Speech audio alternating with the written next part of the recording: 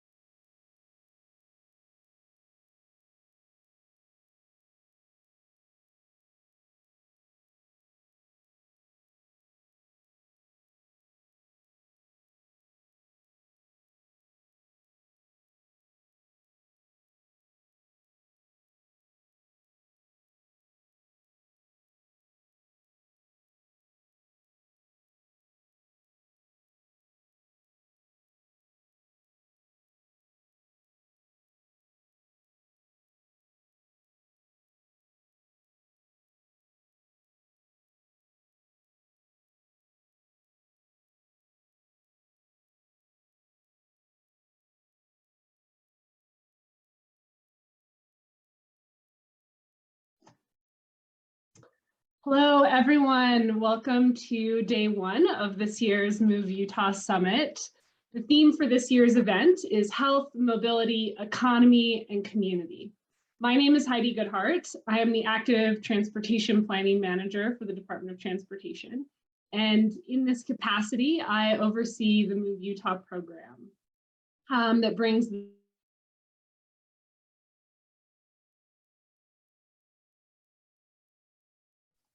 Thanks for catching that, Kevin. I'm muted. Can you hear me? Thumbs up from someone. Thanks, Muriel. I don't know when I got muted, but I am Heidi Goodhart, the Active Transportation Manager with UDOT Planning. I'd like to give a moment to do a program overview for Move Utah. We're an active transportation planning program that provides resources to communities throughout the state of Utah. Our goal is to foster active, healthy, and connected communities across the state. And we do that through providing technical planning resources and providing events like this where subject matter experts can come together. I'd like to give a moment and talk about our summit. It's been held annually since 2018. The Move Utah Summit is the only event of its kind in Utah. Each year, hundreds of subject matter experts, including planners, engineers, and community leaders from across the state, come together to discuss best practices for improving decision-making related to health, transportation, and land use. We'd like to thank our partners for this year's summit. We have Salt Lake County, Salt Lake City, the Utah Transit Authority, Mountain Land Association of Governments, the Wasatch Front Regional Council, the Governor's Office of Planning and Budget, Utah League of Cities and Towns, Utah Valley Chamber of Commerce, Bike Utah, Horrocks Engineers, David Evans and Associates, Parametrics, Fair and Peers, and the American Planning Association Utah chapter. Speaking of the American Planning Association, APA has recognized the Move Utah Summit as an event for those of you who are AICP or American Institute Certified Planners interested in receiving continuing maintenance credits. Some maintenance items for today's event. We're providing real-time Spanish interpretation throughout the summit in the main meeting room. This is the one thing that you need to remember. Due to the limited functionality of Zoom, real-time Spanish interpretation will not be available in breakout rooms. However, all session recordings will be made available in both English and Spanish approximately 2 weeks after this event. If you would like to listen to the summit in Spanish in the main meeting room, please click on the globe icon that you see on the screen in front of you. Please use the chat feature to speak directly with the host or myself if you have any questions accessing this feature. This year's summit centers around Utah's transportation vision. The vision articulates a quality of life framework intended to guide policy decisions and state investments in transportation. The summit offers sessions specifically tailored to topics aligned with our 4 pillars of the quality of life framework. We have good health, better mobility, strong economy, and my favorite one, connected communities. Today, we'll have speakers that focus on good health and better mobility within our tracks. These speakers have prepared compelling presentations that focus around each track, and we look forward to hearing from them. Before we start, to help keep our audience engaged and present for our summit, we have 4 giveaway packages ready for you to win over the course of the next 2 days. So Colton's going to pull up a wheel of names for us to pick the winners, but here are some ground rules so that no one gets upset or you understand what's going on. You must be present to win. If you are chosen from the wheel of names, just raise your hand or state in the chat that you're here so that we can organize getting the prize to you. And you can raise your hand by clicking on the icon on the screen. So Colton, do you want to go ahead and, Colton's our meeting host, so if you message host, that's who's behind the screen. This is our giveaway prize. So we have a Move Utah tote bag. We have a really excellent Get Healthy Utah water bottle and a helmet provided by our partners at Lime. Okay, we'll get that wheel up here in just a moment. You guys must be super excited to win a prize at 8:06 in the morning.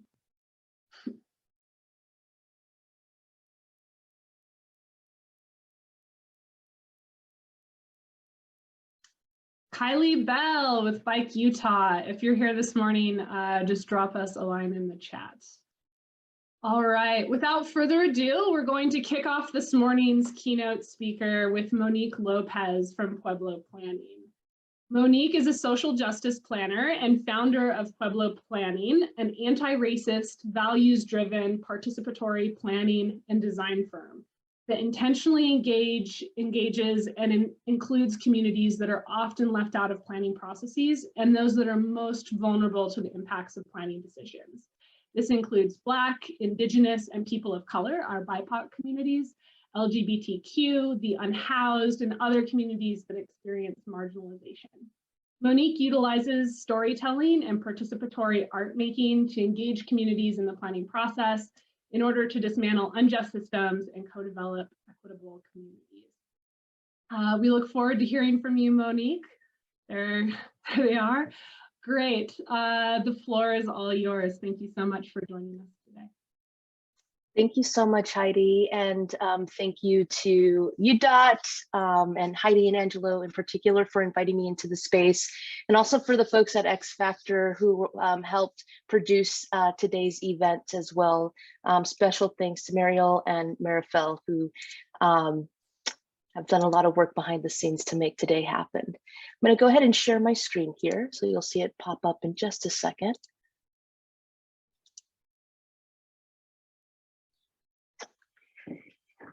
So today I really want to focus on how do we move towards mobility justice. And at Pueblo Planning, part of our philosophy and our practice is really rooted in these 4 R's: relationships, repair, respect, and reciprocity. One of the things as a practicing planner and as a planner who has a social justice lens, an approach to our work is that we deeply understand and acknowledge the traumas and harms that have been perpetuated as a result of poor planning. And we, through that acknowledgement, we don't want to just stop at acknowledgement. We want to develop systems and practices to try to address those harms and move forward in a more just way. So I hope that as a practitioner, to many of you that are practitioners as well, we'll be able to offer some practical, tangible, achievable steps towards moving towards mobility justice, looking at these 4 R's in particular. As mentioned, Pueblo Planning is a participatory planning and design firm. We're located here on Kumeyaay land, based out of San Diego, but we do projects primarily within our relationship shed, which is primarily in the Southern California region. But our work is really rooted in this simple principle that the voices of community members should be respected as experts and they should dictate the past or the present and future of their community. And so you'll see and you'll hear echoes of that theme throughout today's conversation as well. And I'll be able to provide examples in how we do truly see community members as experts, and how we treat them in that process as well. But before I get into that part of the presentation, I want to share a little bit about my own origin story. And I think this is incredibly important because my own story and how I came to planning is an untypical one. But it's one that has really influenced my practice today. The story I'm going to share with you took place about 16 years ago. Plus, and so every time I tell it, I have a few more gray hair, all. So I grew up in a community that was often called an environmental justice community, and I didn't necessarily know what that term meant, even though my lungs knew what that meant. The bodies of my friends and family knew what that meant because of the impacts that they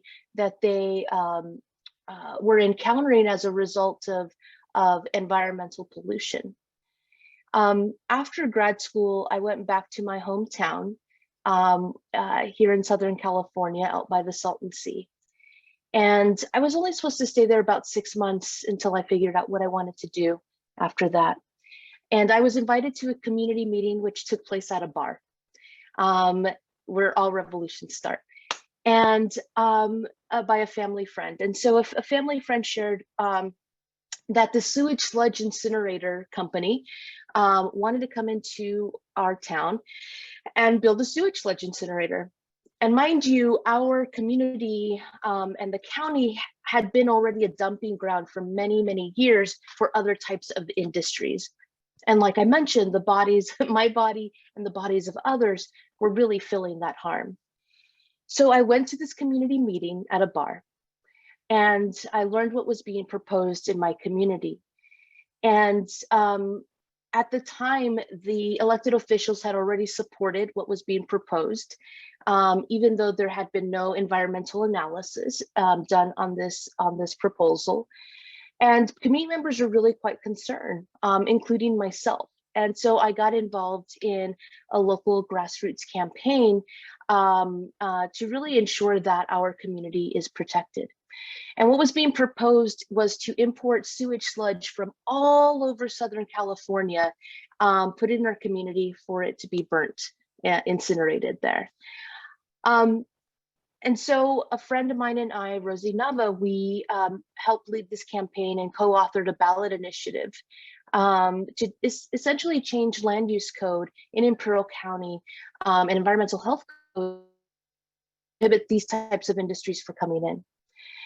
In that experience and in that process, I didn't know what planning was. I didn't even know who a planner. But I had to go to the planning department in order to have access to information. And so I go to the county planning department to better understand where this company was in their permitting process, what was being proposed. And because I didn't have the language of planning, I would go back 3, 4, 5 times to ask for information. And I was told politely that, you know, they didn't have what I was looking for. And I kept going back until I was able to receive the information I needed. Also during this time, I learned that what was being proposed in my community had been planned 5, 10 years prior.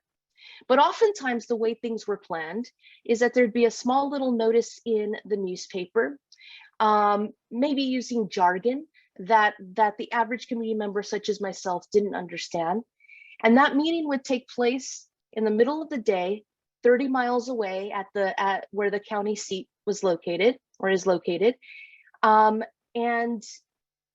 for most average working people, traveling that far or traveling during the middle of the day during working hours is really not an opportunity or an option for us to get involved. So as I'm learning about and experiencing planning as a community member concerned about what's being proposed in their community, that was quite a disempowering experience, But as I was experiencing that disempowering experience, I was also experiencing a very empowering experience as well. Because with my neighbors, and you could see a few pictures here as well, you could see that we had a vision for what we wanted and what we didn't want in our community. So I was also having an empowering experience where I saw that community members, if given the chance, could articulate their vision for what kind of community that they would like. And so this is really how I started into planning. And a lot of the work that I do today really ensures, and this is why we use storytelling and art making, really ensures that people are able to participate in the process of planning without having to know or use technical jargon or understand the vernacular of planning. We want to make planning accessible for everyone, regardless or not if they went to planning school or if they take, you know, annual courses to make sure the AICP certification is up to date, right? So we use those tools to ensure that everyone is brought in. The other thing that we do, and that's really connected to my origin story as well, it was we make sure that any barriers to participating in planning processes are removed. So quite simply, we don't have something 30 miles away in the middle of the day that's going to impact a particular community. We do all that we can to meet people where they're at. And so I'm going to share a little bit of how we do that day to day.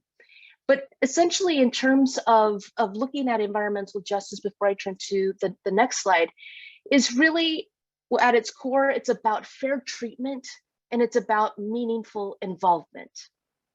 Fair treatment and meaningful involvement. And that's what I want to focus on today in terms of the conversation as it relates to mobility justice. And you'll see some themes in the next slide in terms of mobility justice. The Untokening is an amazing network of practitioners from all walks of life, both folks who work at private firms, public agency, advocates on the front lines as well. That is a multiracial organization, grassroots organization that has come together to co-develop and define what mobility justice is and what those principles are. And they define mobility justice as this. Mobility justice demands that we fully excavate, recognize, and reconcile the historical and current injustices experienced by communities, with impacted communities given space and the resources to envision and implement planning models and political advocacy on the street, and mobility that actively works to address historical and current injustices experienced by communities. Now, I want to break this out into a couple of parts.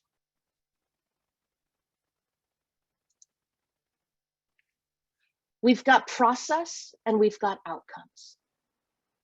Oftentimes when equity is talked about, usually it's in terms of outcomes.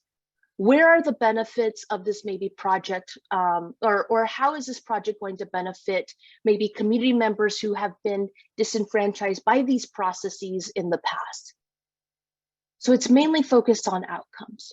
But what I want to share with you today, and what I really want to emphasize as well, is that you can't get justice-centered outcomes without a justice-centered approach or process. So you can't get justice-centered outcomes without a justice-centered approach or process. You can't get that. And that one is contingent upon the other. So today, a lot of the conversation is going to be around process and the importance of a planning process that is just, and how that can lead to these particular outcomes. Ensuring that people are able to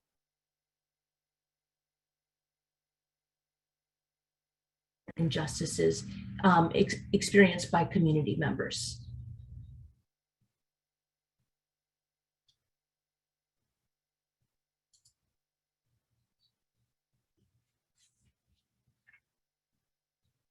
One second, having trouble with my mouse here.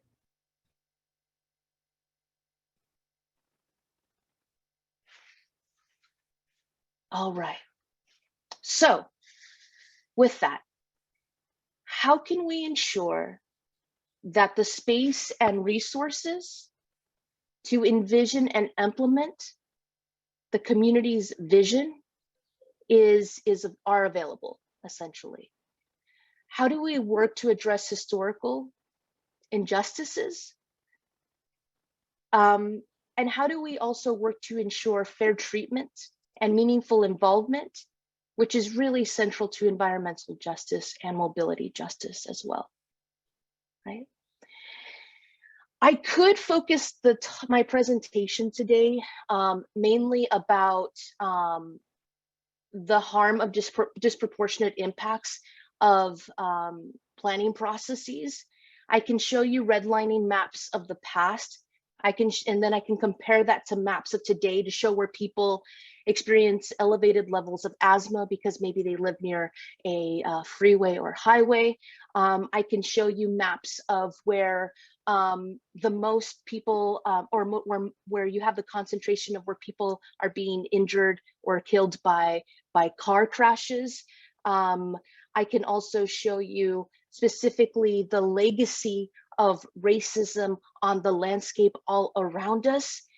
But you've already have had many speakers who have provided that information, which is super important grounding information. So I want to take us one step further. As practitioners, what can we do to move past acknowledgement and understanding to move towards action? As a practitioner, sometimes we can feel stuck, right? That we want to do something, but maybe we just don't have the tools to move that step further. So really, as practitioners, how can we move towards mobility justice? A justice-centered approach is not just about who is engaged, but is about how they are engaged and what is the impact on the plan and project due to their engagement.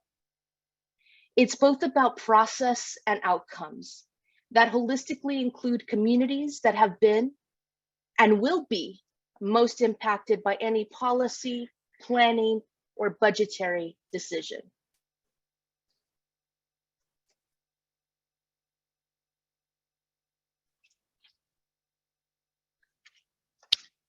So I want to start with the first R.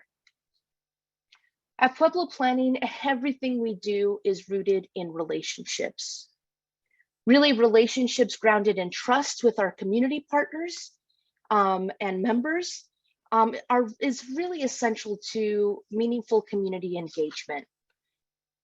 And let me share some examples of what I mean by that.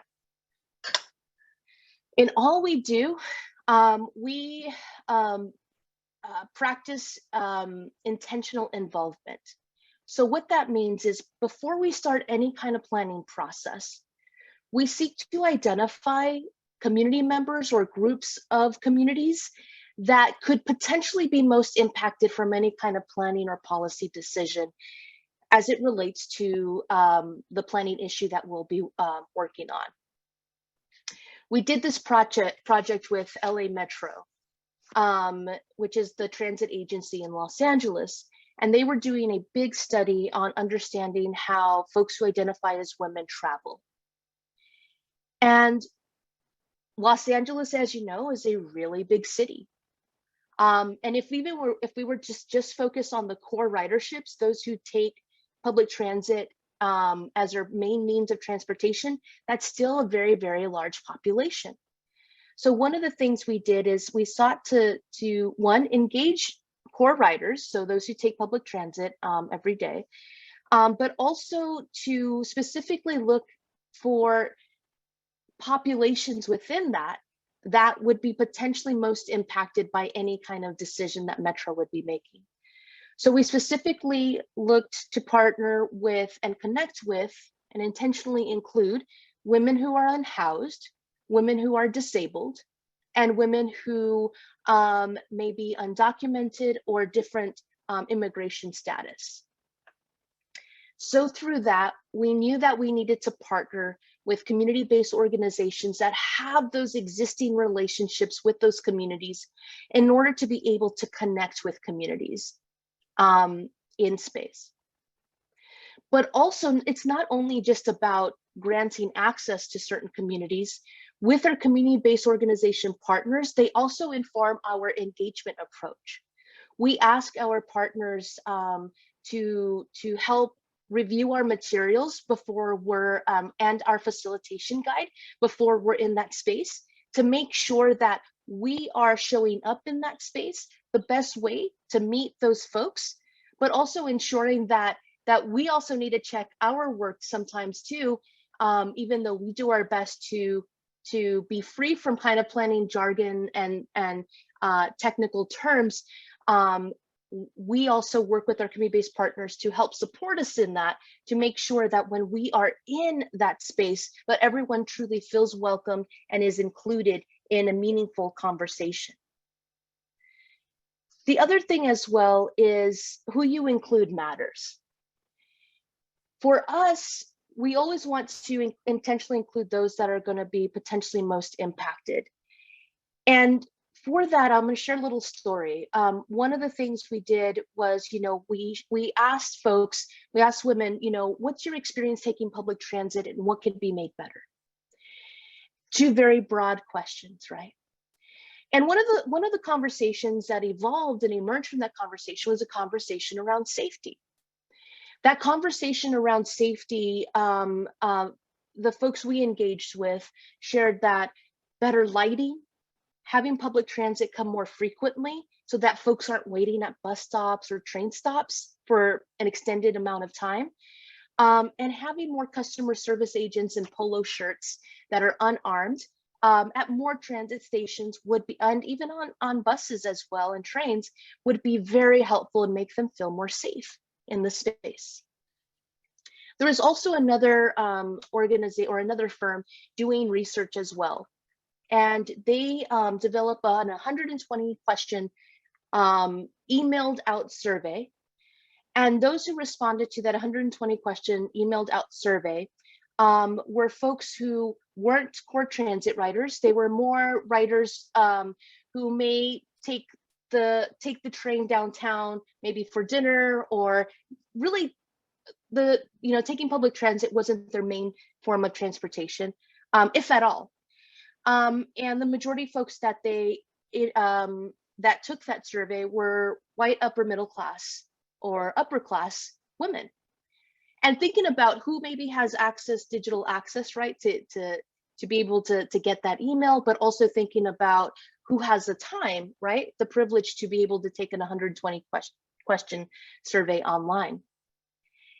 And what came out of that conversation in terms of safety on public transit, that the priority that was listed there was actually more policing at transit stations. Where in our, workshops, we actually heard the opposite, where folks felt less safe, given their positionality, right? Now, the question can be, well, then whose solutions then do you go with, right? From an intentional approach, if you're to implement better lighting, have more efficient public transit, and have more, transit presence with those, customer service agents, so more eyes on the street, so to speak, you would actually improve public transit, not only for unhoused women, not only for those who are disabled, not only for folks who may be undocumented, but you would actually improve transit overall for most people, and men included as well. But if you were to implement exclusively strategies that were suggested with folks with greater positionality in the space, those improvements would really only benefit, and maybe a small handful outside of that, those individuals, and not those that would be most impacted by the decisions itself. So that intentional inclusion is really important. And the way in which we are able to ensure that intentional inclusion is through the relationships that we hold with our community-based organization partners on the ground.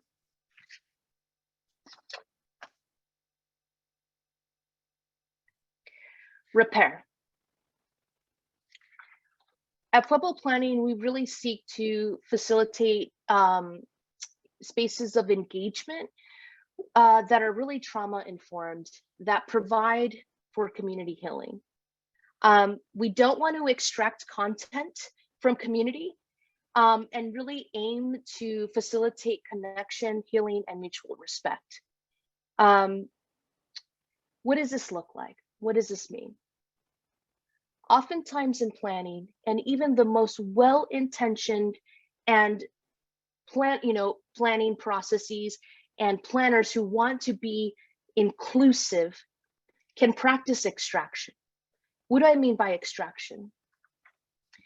Extraction is really this practice of going into a community, asking them to share their stories, and taking those stories and really not providing anything else in that space. And oftentimes, especially when we're talking about active transportation, biking, walking, right? Scooting, skateboarding. When we're talking about active transportation, and we go into certain communities to share their experiences of what it's like to get around their neighborhood, oftentimes we're asking people to share a traumatic experience or something that elicits or reminds them of trauma, where they might share, yeah, when I was walking here on 45th Street, I was almost hit by a car. The car, turned right really sharp on the red light, and it was my turn to go. They are sharing traumas, right? And so as planners, as practitioners, we have a responsibility to not extract, but to facilitate spaces of repair, right? So there's several things that we do at Pueblo Planning that I want to share with you, that we try to be mindful of these triggers and traumas. One of the things that we do is with our community-based organization partners is that before we even do any kind of engagement in the community, we ask our partners quite, really candidly, are there any traumas or triggers that we should be aware of and sensitive to before we walk into that space, that we should be prepared for? And that influences, one, our approach in that space. It also influences sometimes what we say or don't say in that space. And it allows us to hold space and meet community where they're at. We just recently did a workshop this past Saturday around safe routes to school near an elementary school, where it's really unsafe for students, for parents, for staff and teachers to really be able to walk or bike to school, or even drive for that matter, And recently there was a student who was hit by a car and was harmed. They survived, but they were harmed pretty badly. And so walking into that space, that was shared with us. We wanted to be sensitive to that and make room for people to share what they were experiencing in that moment, and to share their thoughts on that, and not just go immediately to, okay, so what kind of active transportation treatments do we need in this space? Do we need a bulb out? Do we need a raised crosswalk? Allowing that space for people to share, right? The other thing as well is acknowledging and taking ownership of past and current harms. And this is really important, but probably one of the most difficult things for public agencies to do in terms of how people are navigating their neighborhoods, was not by accident. It was by design. There was planners, engineers of maybe previous generations that made decisions. Some made decisions in terms of the best available knowledge at the time, and some other decisions, and oftentimes, particularly in communities of color, decisions that were made intentionally in order to segregate. So the intentional plowing through of a highway and moving Black people to one part of that highway, and intentional decisions around disinvestment. But there were decisions that were made. And so it's incredibly important to acknowledge and take ownership of that. If folks, when they share what their experiences are. And that starts to repair some of the harm that has been done. Right? So I'm talking about repair as part of the process, not just repair in terms of striping a sidewalk or striping a street or putting cement on a path to make a sidewalk. That repair is necessary as well and can lead to community healing, but repair must start with the process first.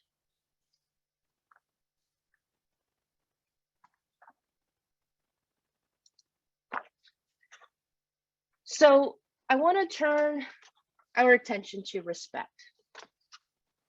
I love this picture. I took this picture probably about 6-7 years ago at a workshop with street vendors in Los Angeles. These street vendors were being removed from the sidewalk space and a transit plaza space in the name of pedestrian safety. The city was saying that they were blocking pedestrian space so that they could safely walk with and with their carts and merchandise and all of that. So I worked with street vendors who really at heart, they wanted to ensure that pedestrians could walk through safely, but they also had a livelihood as well to maintain as well. So we did this workshop with them at the park where they were designing what their most ideal space would be for both them as business owners, but also for their customers who are pedestrians. I love this picture because I oftentimes, when I share this picture with folks, I ask, where is the planner? Where is the planner? And sometimes people say, oh, well, the planner's not there. But the real answer is the planner is every single one of them. The planner is every single one of them.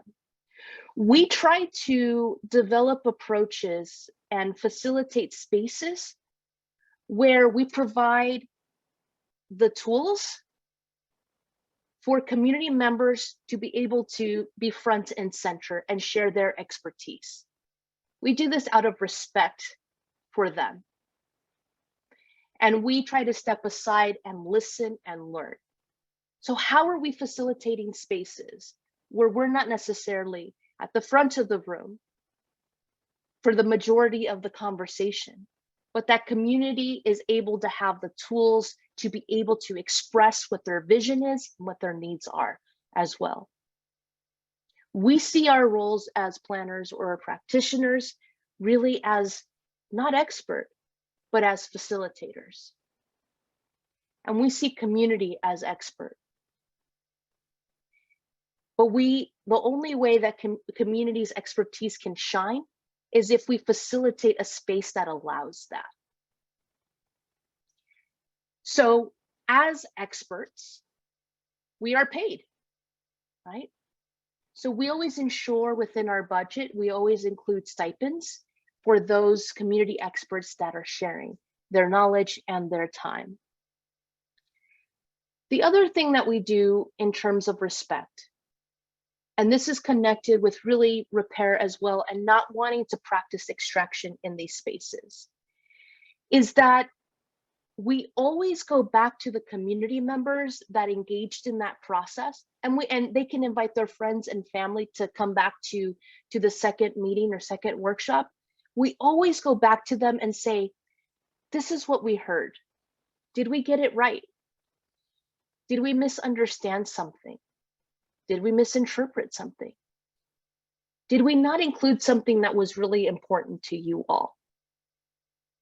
So they check our work.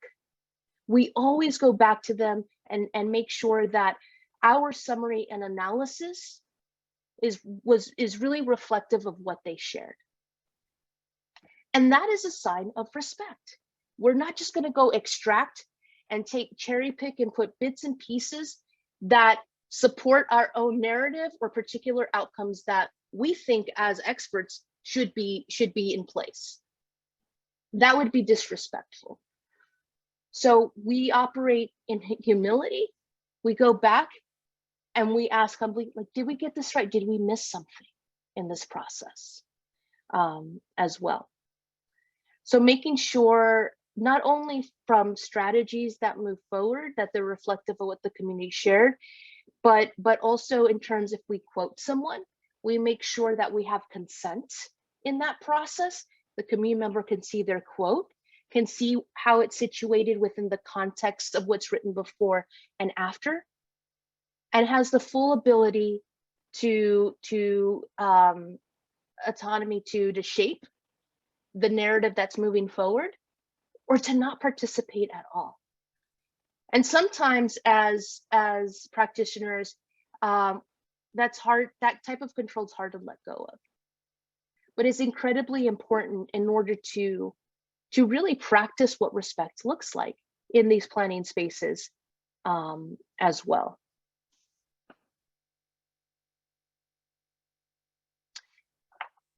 Next, I want to go to reciprocity. What is reciprocity?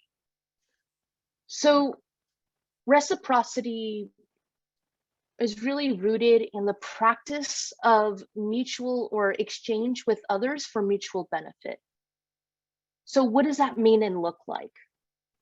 So what does mutual benefit look like for myself as the planning consultant, for my client, which is sometimes a public agency, or it could also be a community-based organization. They're sometimes our client, but most importantly for the community. How is this planning process of their mutual benefit? Now, some might say, well, when that sidewalk is built, when that active transportation infrastructure is built, that is a mutual benefit for them. Yes and no. We want to look at reciprocity in terms of that immediate mutual benefit as well. So how do we build that into the process? Some people might say, well, providing a stipend, that's their mutual benefit. That's not, I wouldn't say stipend is reciprocity, so to speak, more so than resourcing. So there's a difference between resourcing and reciprocity. One of the things that we do to ensure mutual benefit for everyone involved in the process is we actually ask both community members and our community-based organization partners is how this planning process could be a mutual benefit to both our partners and also the community. Sometimes what's shared with us, sometimes our partners will share, you know, we've been trying to work on trying to make the streets safer to this particular elementary school for many, many years. Could you help us provide some renderings or some background research on that? Even though that may not be technically the scope of that project, but it's related to and fits in, we offer that if that's a mutual benefit to the community-based organization or advocacy group trying to move forward and advance their work. For community members, mutual benefit also looks like this in practice. We were working on a project in a neighborhood here in City Heights around economic recovery and resilience. And this particular report, our client was actually a philanthropic organization who wanted to use this report as guidance of how they were to do their funding for the next 3 to 5 years in order to invest in the recovery and resiliency of this particular neighborhood. And so we connected directly with community small business owners and community members who had been hit hardest due to COVID. And in that process, folks were sharing with us in terms of what their experience has been during COVID, an ongoing experience as well. We're still in the pandemic. And they would share with us oftentimes, you know, that they may have been experiencing food insecurity or housing insecurity. Oftentimes in planning practice, what happens is that, and this is typically a standard, is like, well, good planning practice to make sure that we get that down. To go, okay, I've see that you told me that you're housing insecure and you're food insecure. And you don't have any money to get around your neighborhood and take public transit. Great, I got all of that down. That's extractive planning. And that's not one based upon reciprocity. We see our role as planners as well as practitioners out in the field, as well as social workers. So we always make sure, again, with our community-based partners, who are compensated, by the way, we always make sure that they're included in the budget as well. Help inform in advance potentially certain needs that the community may be expressing during our conversations with community members. But also, if a community member shares something that we didn't know in advance, we make sure that we write that down and come back to them later. Because one of the things we do is we don't just say, thank you, we wrote that down. We'd say, we heard you. Would you be interested in being connected to some resources or services that can maybe help with your groceries this month? That could help with your tenant and apartment manager dispute. So we always have resources and services in our back pocket, so to speak, and ask people for their consent first if they'd be interested in being connected to those resources and services. That's what active listening looks like. That's what reciprocity looks like. Not just documenting and putting it in your report, but meeting people where they're at now and making sure that this process as well is for their mutual benefit. I'll give you another example that we did as part of this project. Because reciprocity is something that you can't always scope for, or you can't always budget for, but should always be included, because you just don't know how you can show up and provide reciprocity. So during this time, we were actually, so this was right when the COVID vaccines were coming out. And if you remember, during that time, there was a lot of confusion. Who is eligible? How do I book an appointment? You know, there was a lot of confusion about how to get access and who could get access as well. So imagine for someone who English is not their native language, their native country is not the US, and so navigating these kind of public health systems is maybe new to them as well. How much more confusing that would be, right? So as we were working on this project, we were actually calling, because we couldn't have big meetings, so we were calling everybody to let them know what they shared with us, what we heard, what they shared with us, and how that was being implemented into the plan moving forward. So it's part of that feedback loop, right, of respect, making sure that, and then providing an opportunity for them to be like, did we miss anything? Did we get it wrong? So we were doing that over the phone, one-on-one. And at the end of our conversation, we would ask folks, you know, did you hear that the COVID-19 vaccine came out? Do you have any questions on that? I have the county website pulled up right now. Do you have any questions on that? And people would say, yeah, can I get it? Where do I get it? So we literally had the website out, and we were reading from it as people were asking questions, going to the appropriate information, sharing that out with folks so that they had the appropriate information as well. And then supporting people if they did want to get the vaccine, supporting them to help them book their appointments as well. Now, was that part of the scope of work of our project? Technically, no. Could we anticipate that during the course of this project that we would be providing that particular resource and service? No.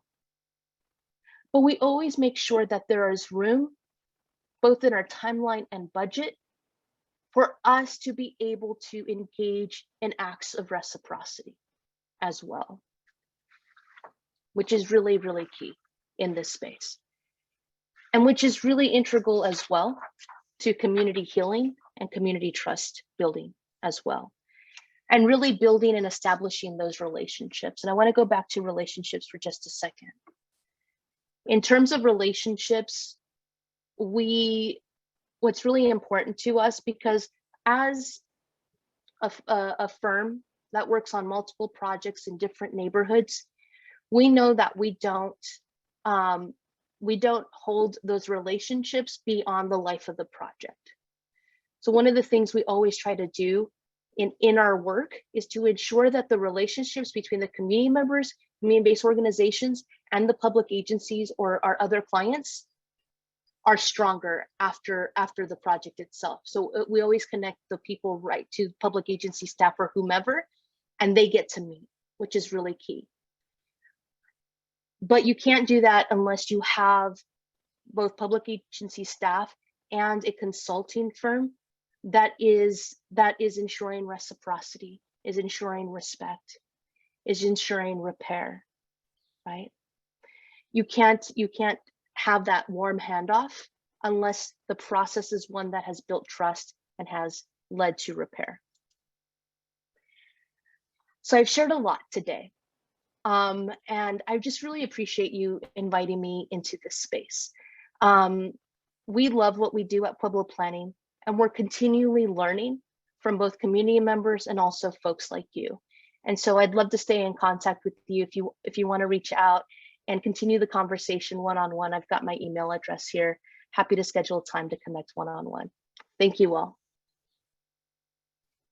Monique, thanks so much. That was a really excellent conversation. All right, well, to our audience, we have about 8 minutes, maybe 10 if we're sneaky on our agenda for today for Q&A. I would love to see some questions or comments or feedback from Monique in the chat. So feel free to drop some questions there. But I have one to maybe get us started. I noticed in your slides there were some participants wearing headphones, and I assume they weren't listening to, Beyonce's latest album or anything. Can you share more about some of your tips and tricks to bridge some of the language and cognitive barriers with the audiences that you're planning with? Yeah, that's a great point. So we'll do both simultaneous interpretation. So that's when you'll usually see the headphones, or consecutive, which is where I'll speak, I'll pause, and then someone will then interpret from there. We offer that in all the spaces, particularly because community members that we engage, again, those intentional community members, oftentimes may be foreign born, or maybe English is a second language, and what have you. And so with our community-based partners, we actually first ask them if there's any trusted interpreters within their own communities that they're already working with. And so that's helpful because a lot of times community members already have a rapport and with that interpreter in that space. So that's a little nuance in terms of what we do. So we always offer those. For example, the City Heights project, we did in 5 different languages.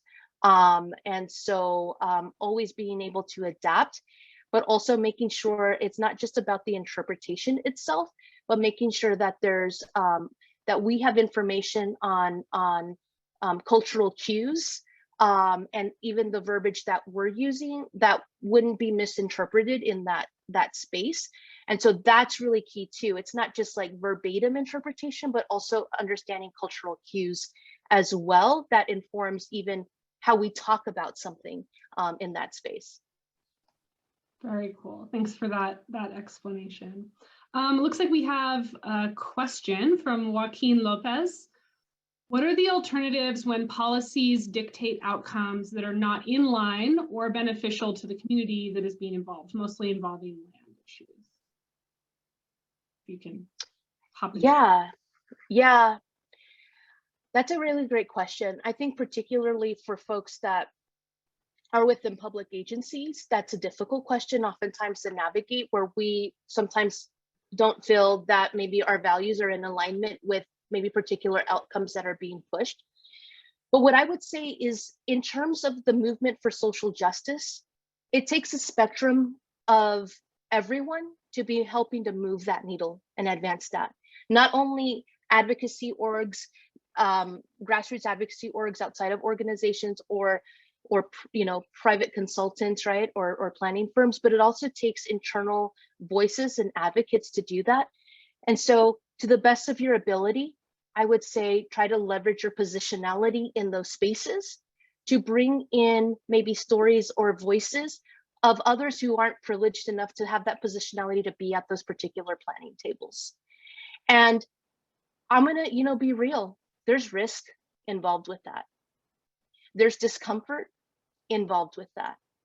But one of the things that, when I need to be mindful of my positionality and take those particular types of risk and have those uncomfortable conversations, I try to be mindful of the risk that maybe community members are going to have as a result of that particular outcome. And when I try to keep that in perspective, it helps me to leverage my positionality and be in the mind frame of like, yes, there is risk for me to be involved in this conversation, but this may result in the risk of someone not being able to live in their home. This may result in risk of them maybe being injured or harmed down the line in some way. And so I think we all need to do the best we can, understand our positionality, understand the privilege of that, also the limitations of that. There's a book that I really love, it came out a couple of years ago by Samuel Stein. It's called Capital Cities.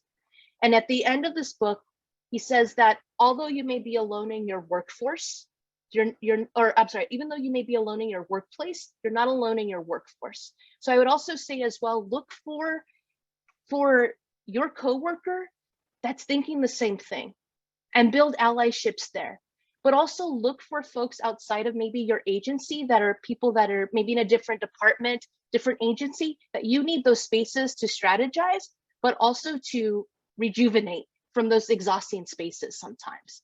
So understand the privilege of your positionality, but also acknowledge those limitations, seek allyship and support internally and externally, but also seek spaces of support as well. Excellent. Okay. Well, Monique, thank you so much for your wonderful keynote comments and remarks, and sticking around for some Q&A. We agree that anti-racist, values-driven, participatory planning must intentionally engage and include communities that are most vulnerable to the impacts of their planning decisions. Your comments are especially important to us as we have received unprecedented waves of active transportation funding from the Utah legislature. Last year, $35 million, this year, $40 million.